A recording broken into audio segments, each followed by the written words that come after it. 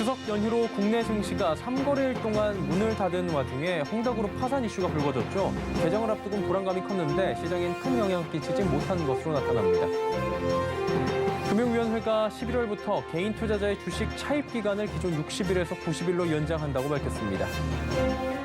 한국전력이 8년 만에 전기요금을 전격 인상했습니다. 요금 인상에 따라 4인 가구의 전기요금은 최대 1,050원가량 오를 전망입니다.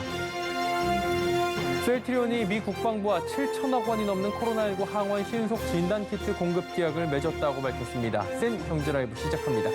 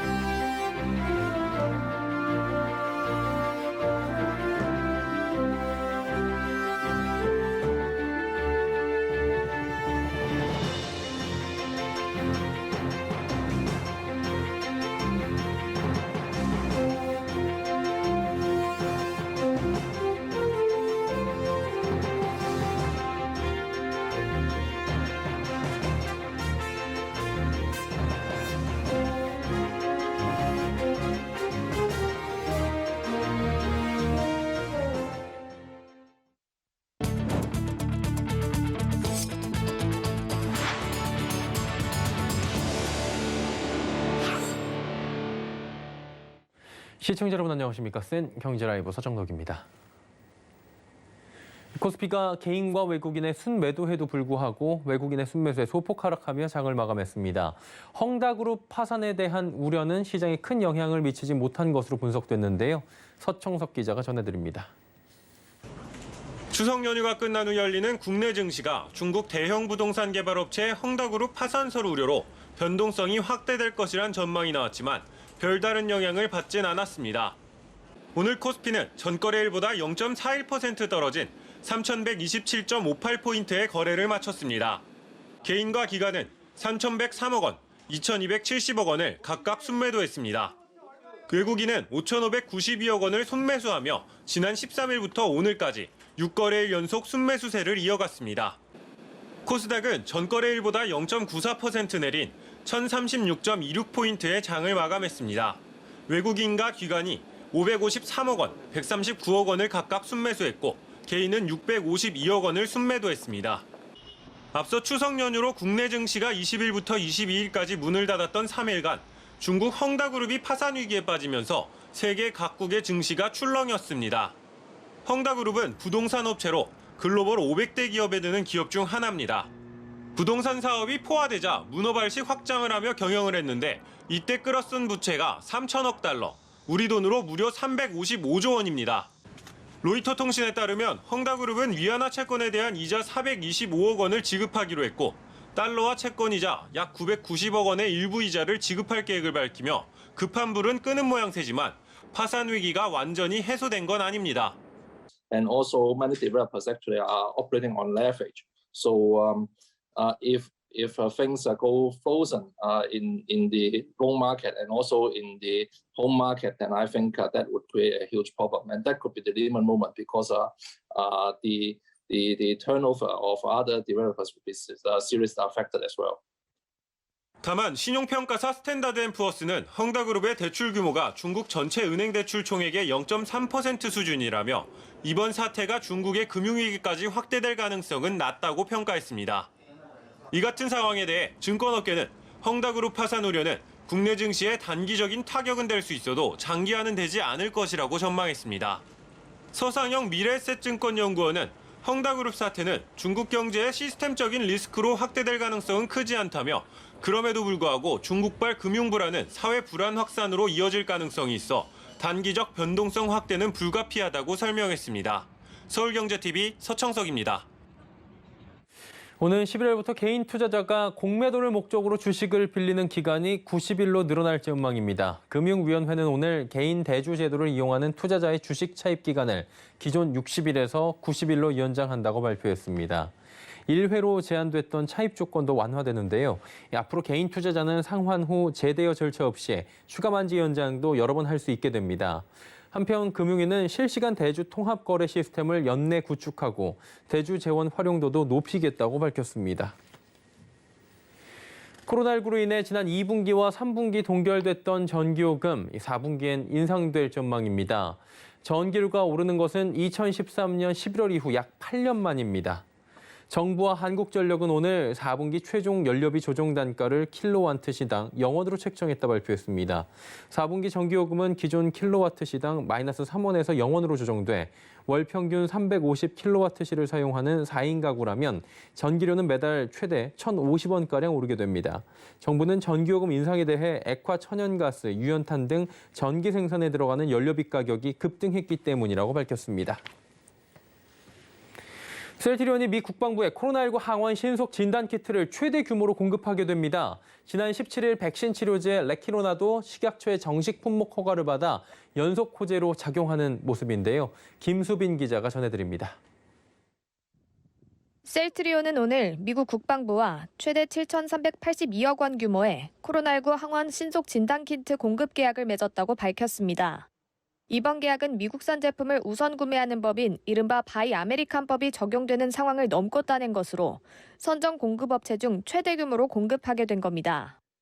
특히 미국 일부 대형 다국적 제약사들이 선점해오던 진단키트 시장에서 셀트리온이 미국 국방부의 철저한 검증을 통해 품질, 생산, 공급 능력을 인정받았다는 평가입니다. 대규모로 공급하게 될 진단키트는 체외 진단업체 휴마시스와 공동 개발한 디아트러스트로 민감도와 특이도가 개선된 가운데 15분 내로 감염 여부를 확인할 수 있는 제품입니다. 디아트러스트는 이르면 다음 달 1일부터 군시설, 요양원, 지역검사소, 주요 시설물 등 미국 내 2만 5천 개 지정 조달처로 공급될 예정입니다. 한편 셀트리온은 지난 17일 식품의약품안전처로부터 조건부 허가를 받은 지 7개월 만에 코로나19 백신 치료제인 레키로나의 정식 품목 허가를 받은 바 있습니다. 이번 정식 허가로 효능 효과 확대와 투여 시간 단축 등이 승인됐습니다. 아울러 식약처의 변경 허가를 발판 삼아 각국 규제기관에서 진행 중인 레키로나 사용 허가 협의의 속도를 높인다는 계획입니다. 연이은 호재에 셀트리온 삼형제의 주가가 오늘 일제히 강세를 보였습니다. 특히 셀트리온 제약은 전거래일 대비 6.77% 상승한 16만 4천 원에 장을 마쳤습니다. 서울경제TV 김수빈입니다. 직접 투자 열풍과 IPO 시장 활황에 힘입어 KOTC 시가총액 규모가 연중 최고치를 경신했습니다. 시가총액 증가와 함께 주가 상승률이 수십 배 이르는 급등주들이 속출했다고 하는데요. 자세한 내용 배요한 기자입니다. 제도권 장외 주식시장인 KOTC가 시가총액 22조 원을 돌파하며 올해 최고 기록을 경신했습니다. 금융투자협회에 따르면 지난 17일 KOTC 시장의 시가총액은 22조 5,200억 원을 기록하며 지난해 같은 기간과 비교해 약 41% 증가한 것으로 집계됐습니다. 늘어나는 시총과 함께 일평균 거래 대금도 매년 증가 추세를 이어가고 있습니다. 지난 2018년 KOTC 일평균 거래 대금은 27억 원에서 2020년에는 51억 원, 올해 상반기는 64억 원으로 3년 사이 거래 금액이 2배 이상 올랐습니다. 특히 KOTC 시장은 올해 1000%가 넘는 수익률을 기록한 대박 종목들이 등장하며 투자자들의 관심이 집중되고 있습니다. 지난 6월 거래가 개시된 LSIND는 기준 가격 대비 무려 2628% 급등하며 올해 주가 상승률 1위를 기록했습니다. 그 뒤를 이어 아이월드 제약, 인동 첨단 소재, 두올물산, 아진카 인텍 등이 1000%가 넘는 대박 상승률을 기록했습니다. 또한 천지산업, 코스텍시스 등 주가 상승률이 2배를 웃도는 종목도 10곳에 달했습니다. 자본시장연구원의 김민기 연구위원은 향후 장외 주식시장 규모와 잠재적 수요가 점차 확대될 것으로 예상된다며 중장기적으로 모험 자본의 선순환, 부실 상장 기업의 신속한 퇴출, 모 시장의 효율성에 기여할 수 있다고 말했습니다.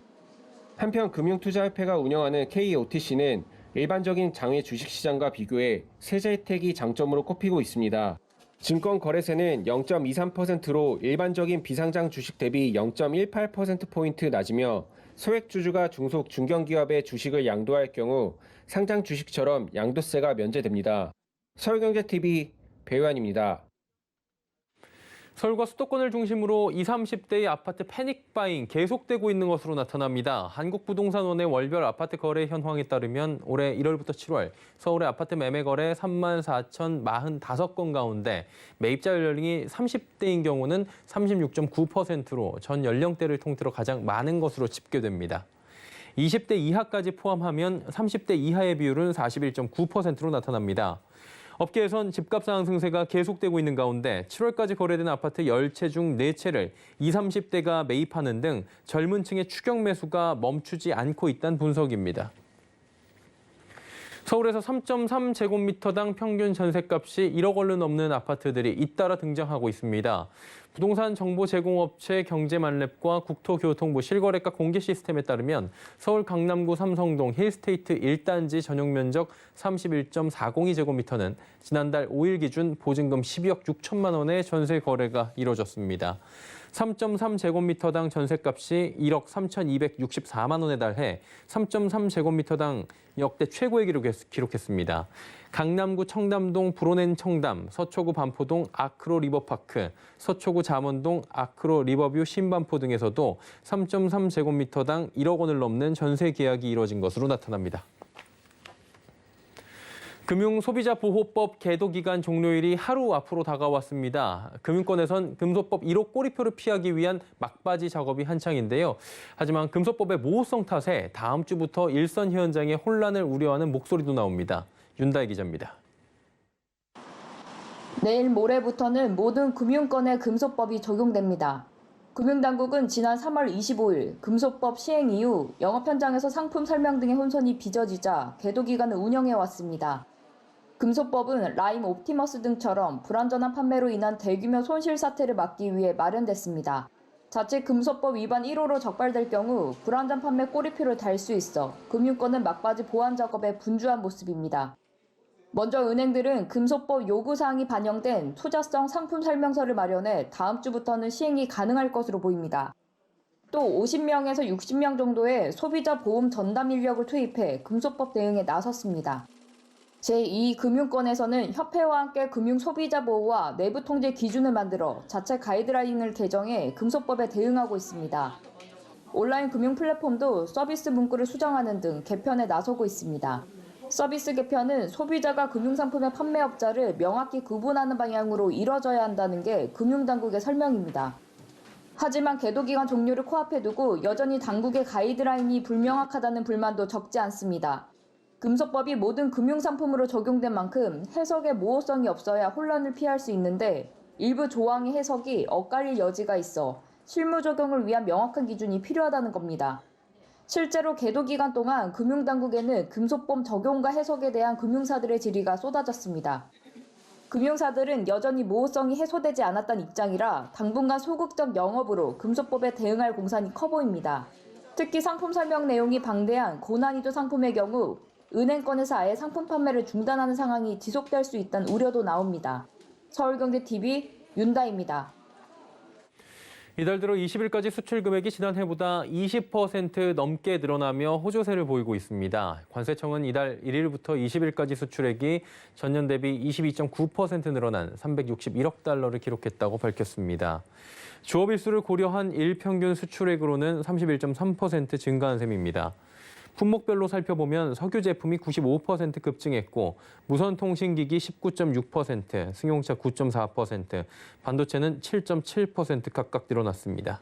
한편 같은 기간 수입액은 작년 동기 대비 38.8% 늘어난 350억 달러로 집계됐습니다. 이 기간 무역 수지는 11억 1,700만 달러 흑자를 기록했습니다. 국내 취업자 수가 6개월 연속 증가하고 있는데 30대 취업자는 18개월째 감소한 것으로 나타납니다. 통계청에 따르면 지난달 취업자 수는 2,760만 3천 명으로 전년 대비 1.9% 늘어났습니다. 이 가운데 30대 취업자는 전년 대비 8만 8천 명 줄어들어 모든 연령대에서 유일하게 감소세를 이어갔습니다. 특히 30대 중 일할 능력이 있음에도 구직 활동이나 취업 준비를 하지 않고 그냥 쉰 인구가 19,000명 늘어나며 역대 최대치를 기록했습니다. 트래블 버블 시행으로 추석 연휴 국제선 회복이 기대됐었죠. 이 복잡한 절차와 코로나 4차 대유행으로 실제 휴가는 크지 않았던 것으로 나타났습니다. 상황이 이렇자 다음 달 대체 공휴일로 생긴 두 번의 연휴에도 업계 표정은 밝지만은 않다는데요. 정세미 기자가 전해드립니다.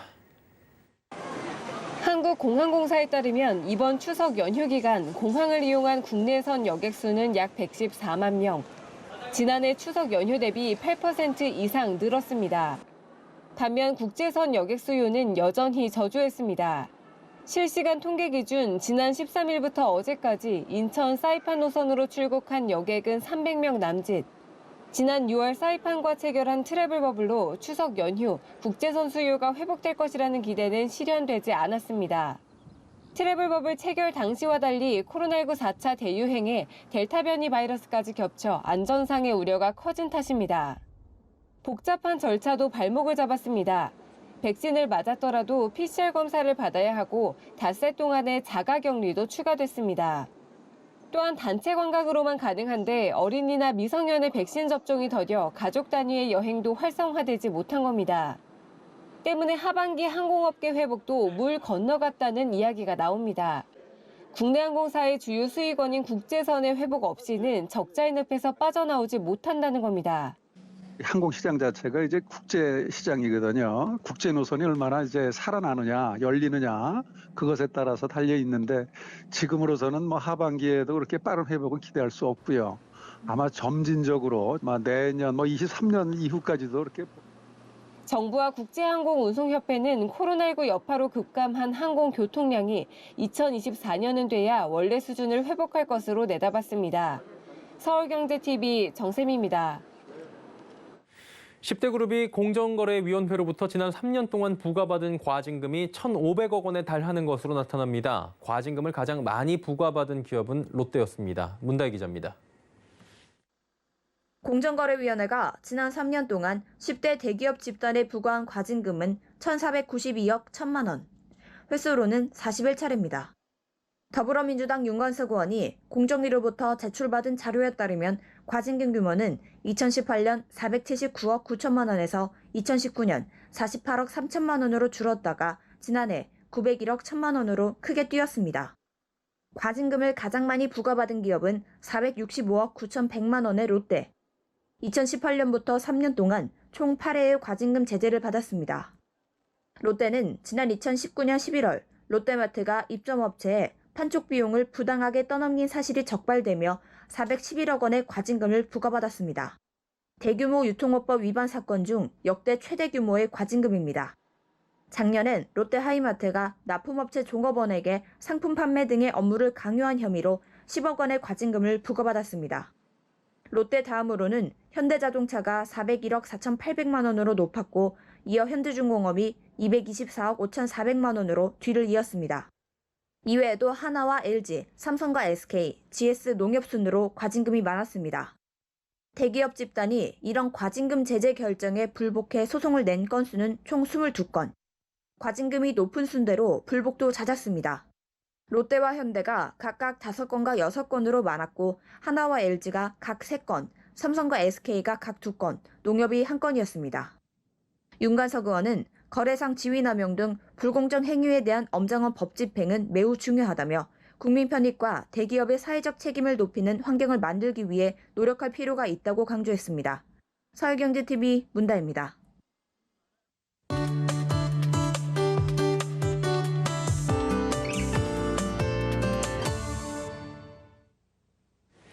조 바이든 미국 대통령, 미국의 재건을 외치며 대대적 인프라 투자에 팔을 걷어붙이고 있다고 합니다. 바이든 대통령은 인프라를 확충해야만 최근에 허리케인 아이다와 같은 기후 위기에 대응할 수 있다고 강조하고 있고요. 근데 이 마이크로소프트의 전 회장 빌 게이츠가 이 예산안에 있는 기후 변화 프로젝트에 1조 5천억 원을 제공하겠다고 나서며 기업인들의 국가와 사회에 대한 헌신이 많은 사람들의 입에 오르내렸다고 합니다. 자, 그래서 오늘은 이와 관련된 이야기 자세히 나눠보도록 하겠습니다. K웨더의 반기성 센터장과 함께합니다. 어서 오세요. 네, 안녕하세요. 네, 빌 게이츠 전 회장은 참 기후 변화에 관심이 많은 것 같아요. 계속해서 관심을 갖고 있는 거죠? 그렇죠. 거의 지속적으로 한 10여 년 전에 저 태풍 세력을 약화시키기 위한 프로젝트에 돈을 투자하기 시작하면서부터 기후변화에 취약한 아프리카 또 남미 사람들 돕는 일을 상당히 많이 했죠. 예. 그런데 이제 빌 게이츠가 국가의 기후위기 프로젝트에 투자하겠다고 나선 것은 이번이 이제 두 번째입니다. 올해 4월에 유럽연합과 함께 1조 1,000억 원대의 녹색기술 지원 기금을 수성하겠다고 나선 적이 있었죠. 유럽연합은 게이츠가 주도해 설립한 기후변화 대응재단인 브레이크스루 에너지와 함께 2022년부터 2026년까지 기금을 함께 주성하기로 했는데요. 이들이 만든 기금으로는 재생에너지로 생산되는 수소, 지속가능한 항공연료, 대기 중 이산화탄소 흡수 기술, 장기에너지 저장 등의 기술에 투자할 것으로 알려졌습니다. 어마어마한 기금을 거부한 빌 게이츠가 이번에는 바이든표 기후변화 프로젝트를 지원하겠다고 또 나섰는데요. 예. 빌 게이츠는 조 바이든 미국 대통령의 인프라 투자 예산안이 의회를 통과할 경우 예산 가운데 기후변화 대응에 사용될 약 1조 7,500억 원을 지원하겠다라고 약속을 했습니다. 그런 기후변화 투자 펀드인 브레이크스루 에너지 기금으로 향후 3년 동안 탄소 배출량 감소에 초점을 둔 민관 협력 사업에 1조 7,500억 원을 지원할 것이다. 모든 기후 관련 기술에서 가장 중요한 것은 비용을 낮추고 규모를 일정한 수로 늘리는 것이다. 또한 정부가 옳은 정책을 만들어줘야 가능한데 이번 인프라 법안이 바로 그 옳은 정책이다 라면서 지지를 표명한 것이죠. 근데 이분이 세계에서 뭐 손꼽히는 부자라고 해도 이게 조 단위의 돈을 이렇게 제공하는 게 쉽진 않을 것 같아요. 네, 그렇죠. 뭐 예. 최근에 이제 빌 게이츠가 일단 이혼을 하면서 뭐 이제 어쨌든 멀린다 이게 이제 많은 재산을 나눠줬지 않습니까? 그래서 이제 언론에 이제 욕도 좀 먹고 그랬지만 참 이 빌 게이츠의 기후위기 대응에 대한 확고한 철학, 저는 이런 게 좀 우리나라 기업인들도 배웠으면 좋겠다고 생각을 합니다. 이번에 빌 게이츠가 흔쾌하게 자금을 지원하겠다고 한 사업 프로젝트는 조 바이든 행정부의 1,170조 원 규모의 인프라 투자 예산안 중 약 117조 원을 기후변화 대응에 편성을 했어요. 다만 이 프로젝트가 상원에서는 8월 10일에 통과를 했습니다. 아직 하원은 통과하지는 않았습니다. 그런데 하원을 통과할지 미주시인 상태에서 게이츠가 거액의 투자를 약속을 한 것은 기후변화에 대응에 대한 미국 재계의 높은 관심을 보여준다고 월스트리트 저널이 보도하기도 했는데요. 빌 게이츠는 만약 인프라법이 통과되지 않으면 유럽과 아시아의 대규모 프로젝트에 투자할 수도 있다라고 밝히기도 했는데요. 하원에 대한 일종의 시위라고도 볼 수가 있겠죠. 예. 이 조 바이든 행정부의 1,170조 원의 실로 어마어마한 투자 프로젝트가 뭡니까 구체적으로? 일단 이제 코로나로 지금 굉장히 어려워져 있지 않습니까? 예. 경제라든가 이걸 갖다 이제 부흥을 시키고 어떻게 보면 새로운 일자리를 창출하면서 미국에 낙후된 사회 인프라에 대대적으로 투자하겠다는 겁니다. 예. 조 바이든 미국 대통령은 한 세대에 한 번 있을 대규모 투자다라고 강조를 하면서 이 사업이 시행된다면 미국을 개조하게 될 것이라고 진심으로 믿는다면서 모든 주민의 생활이 영향을 받을 것이며 일자리 수백만 개가 미국 곳곳에서 창출될 것이다라고 밝히기도 했는데요. 인프라 투자 프로젝트 내용을 살펴보면 도로와 교량 개보수에 약 200조 원을 투입을 합니다. 미국 내 고속도로와 주요 간선도로 가운데 약 27만 8천 킬로미터 구간의 개량 또는 보수를 할 것이며 교량 4만 5천 개도 공사할 것이라고 하죠. 두 번째로는 대중교통체계에 약 157조 원을 배정을 했습니다. 미국 곳곳에서 운행하는 버스 2만 4천여 대, 궤도 차량 5천 대 등에 투입하는 자금이에요. 향후 5년간 대중교통 현대화 작업이 진행될 것이라고 하고요. 세 번째 투자가 바로 이제 기후위기 대응이죠. 예. 117조 원이 투입이 됩니다. 또한 거액의 철도 투자와 함께 전기 자동차 기반 시설 구축에도 투입을 합니다. 상하수도 설비와 함께 광역, 인터넷, 통신망 사업에도 많은 예산이 투입되면서 미국의 인프라를 완전히 새롭게 개선하겠다는 건데요. 해리스 부통령은 미국을 재건할 뿐만 아니라 21세기형 경제를 위한 인프라를 재조성하는 길을 닦았다라면서 상원의 법안 채택을 평가를 했는데요. 10월 초로 예정된 하원 통과가 가능할 것으로 전문가들은 지금 보고 있습니다. 1930년대 뉴딜을 통해서 위대한 미국을 만들었던 미국이 다시 그린 뉴딜을 통해서 올라서겠다는 의지를 보이고 있다는 것이죠. 예, 이게 뭐 하원 통과가 된 뒤에 어떻게 될지 저희가 또 지켜봐야 될 것 같습니다. 자, 오늘도 K웨더의 반기성 센터장과 함께했습니다. 고맙습니다. 네, 고맙습니다.